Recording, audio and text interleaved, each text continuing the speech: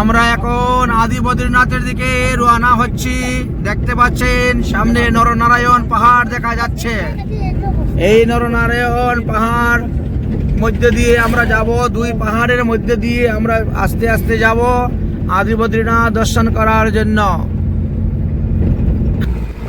এই দেখেন দুই পাহাড়ের মধ্যে দিয়ে রাস্তা যাচ্ছে।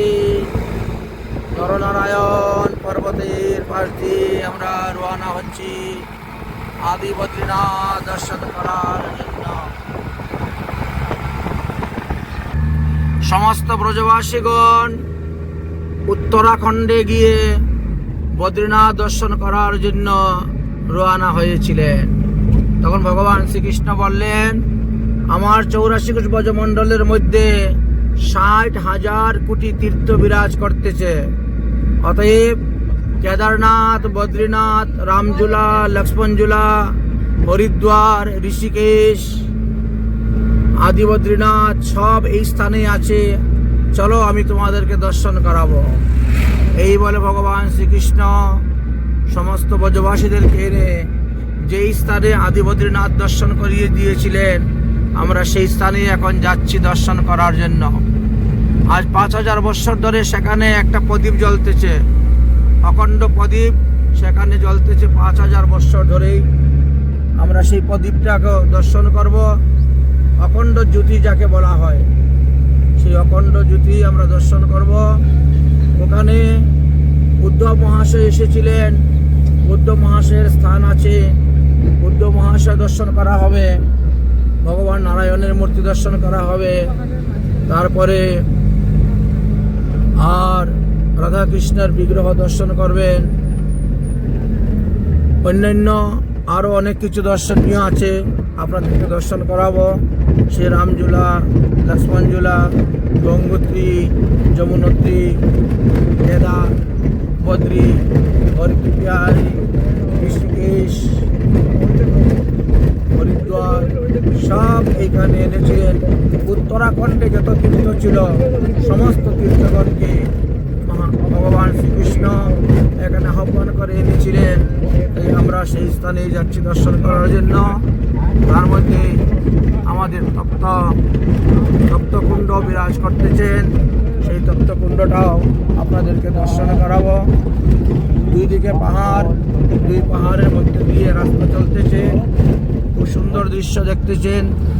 পাহাড়ে শুধু খালি পাথর আর পাথর, পাথরের পাহাড়, তার মধ্যে বৃক্ষগুলা এত সুন্দর বেঁচে আছে। অনেক ভক্তগণ পায়ে হেঁটে পরিক্রমা করতেছে আদি বদ্রীনাথ যাচ্ছে, তারা দেখতে পাচ্ছেন। আমরা গাড়ি করে পরিক্রমা করছি, ওরা পায়ে হেঁটে পরিক্রমা করতেছে। রাস্তা এখন গরম হয়ে গেছে। এইবার ভালো রাস্তা এসে গেলেন, সব রকমই থাকবে সুখে দুঃখে।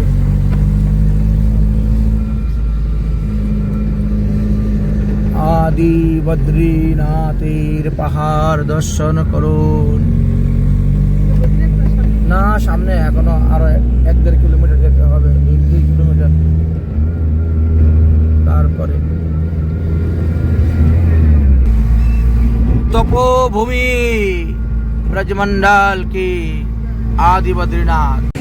আমরা আদি বদ্রীনাথের তপ্তকুণ্ডে এসে উপস্থিত হয়ে গেছি। এই দেখো তপ্তকুণ্ড আদি বদ্রীনাথ ধামে। আসুন আসুন, এখানে জল আচমন করবেন, আসুন।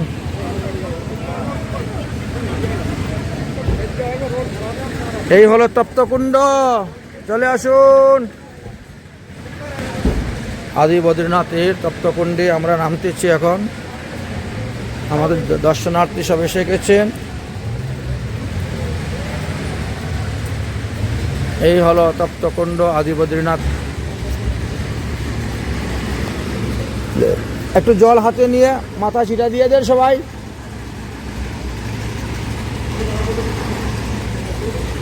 এর নাম তপ্তকুণ্ড। এই হলো বদ্রীনাথ ধাম মন্দির।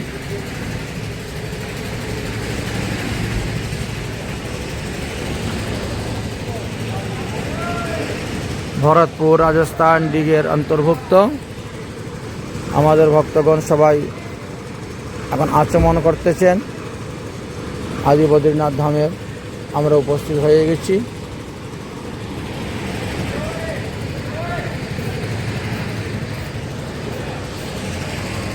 জয় রাম।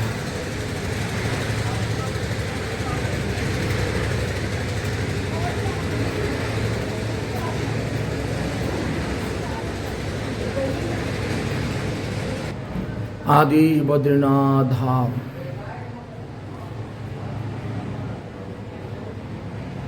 आदि बद्रीनाथ धाम আমরা এসে গেছি, দর্শন করতে পাচ্ছেন।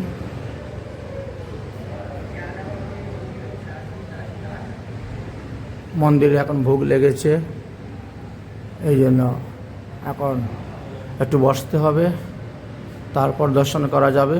মন্দিরে ভোগ লেগেছে, ভোগ লেগেছে দর্শন করা যাবে।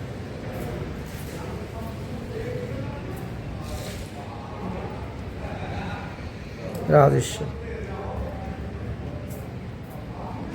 জয় হোক, রাধেশ্বর।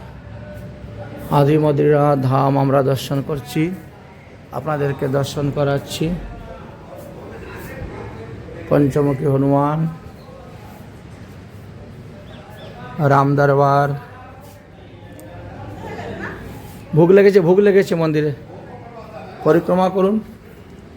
ভোগ প্রসাদ পাবেন তো, ওই যে পিছনে ভোগ প্রসাদ দেওয়া হচ্ছে, প্রসাদ গ্রহণ করুন পিছনে।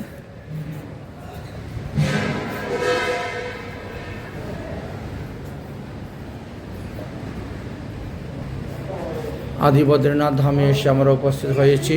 মন্দিরে ভোগ লেগেছে, এই জন্য মন্দিরটা এখন পর্দা দেওয়া আছে।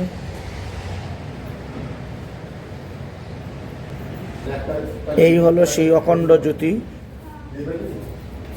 অখণ্ড জ্যোতি আপনি দর্শন করতে পাচ্ছেন। অখণ্ড জ্যোতি ওই সে 5000 বছর ধরে যে প্রদীপ জ্বলতেছে, জ্বলেই যাচ্ছে।